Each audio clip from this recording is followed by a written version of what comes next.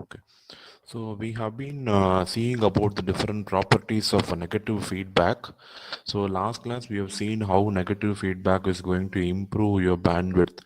We have also seen this in your lab classes if we have done the experiments on amplifiers with feedback and without feedback, and you will find that when you apply feedback the output voltage will reduce, so which will in turn reduce your gain and your bandwidth will expand. So the amount of gain the amplifier is having over a range of frequencies, that band is going to increase. So effectively, I can say when I'm going to apply a negative feedback, my only drawback is reduction in gain, but my bandwidth is going to increase enormously. Okay, so another important advantage of negative feedback is noise reduction.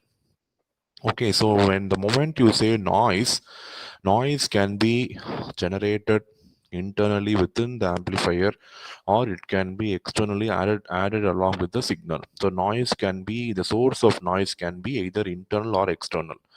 So when I'm going to have an external noise adding to my signal, that is going to be reduced by negative feedback. So internally, whatever noise my amplifier is going to produce, I don't have control over that. So I have to design my amplifier in such a way that my internal noise is always kept at a minimum level. Okay. So what we are going to talk about here is going to be the externally added noise to your signal. So noise is any random signal which is not of our interest. So you have two components called signal and noise. So signal is what the useful information what you are going to amplify, and noise is going to be the unwanted information which will get mixed with your signal, thereby completely changing your signal. So anybody working in communication system, we don't want our signal to be added with noise, because when you're going to pass this signal plus noise to your amplifier, the amplifier will amplify both the signal as well as the noise, because amplifier doesn't have intelligence, right? So whatever input you give, it will amplify that. So when the signal is mixed with noise is fed to an amplifier, that amplifier will amplify both your signal and your noise, which is not a very good sign. So noise level will also become high. So that should not happen in any electronics and communication system, right? So whenever you are going to, by mistake, noise is getting added to your signal, you should always look for methods where you can reduce that noise. On one way of measuring the amount of noise content present in any communication system is given by, we have a term for that, it is called as SNR, signal to noise ratio.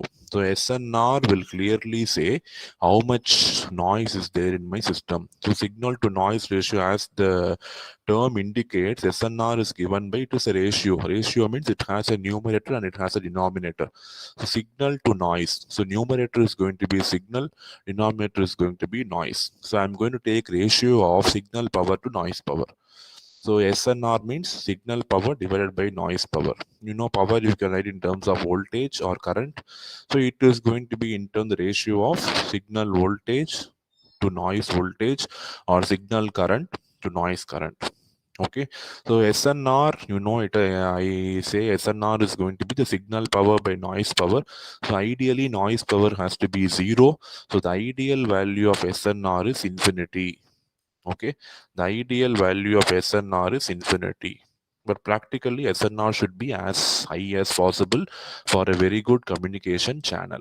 So usually for channels we measure SNR, then only we conclude whether the channel is very good for sending and receiving information. If SNR is very poor, it means that the noise is dominating in the channel.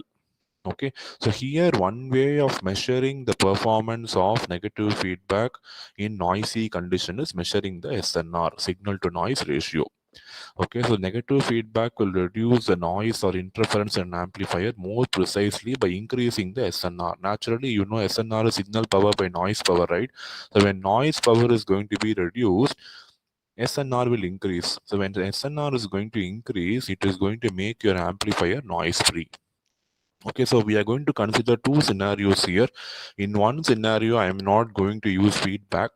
In another scenario, I am going to use feedback, and I am going to see how using feedback is going to effectively boost my